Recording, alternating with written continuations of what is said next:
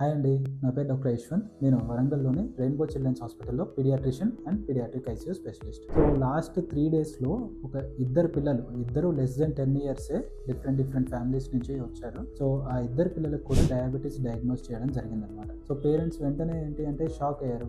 Diabetes అనేది పిల్లల్లో కూడా రావచ్చా అని చెప్పేసి, ఓన్లీ పెద్దవాళ్ళలో చూస్తాం కదా అని అంటున్నారు. అది మ్యాక్సిమం కరెక్టే, కాకపోతే కొంతమంది పిల్లల్లో మనం డయాబెటీస్ అనేది చూస్తూ ఉంటాము.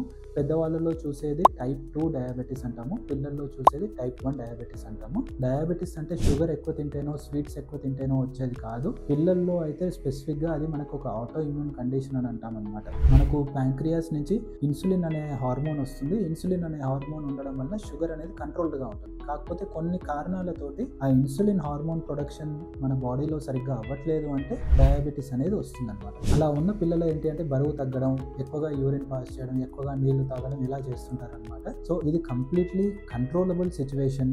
ఇన్సులిన్ హార్మోన్ ప్రాపర్గా తీసుకోవడం వలన, డైట్ సరిగ్గా మెయింటైన్ చేయడం వలన, ఎక్సర్సైజ్, లైఫ్ స్టైల్ మోడిఫికేషన్ ఇవన్నీ చేసుకోవడం వలన completely controllable situation. So diabetes అనేది పెద్దవాళ్ళలోనే ఎక్కువగా చూస్తుంటాము, దాన్ని టైప్ 2 డయాబెటీస్ అంటాము, కానీ పిల్లల్లో కూడా చూస్తుంటాం అనమాట. సో ఇది ఒక అవేర్నెస్ క్రియేట్ చేయడం కోసం అని చెప్పేసి ఈ వీడియో చేయడం జరిగింది.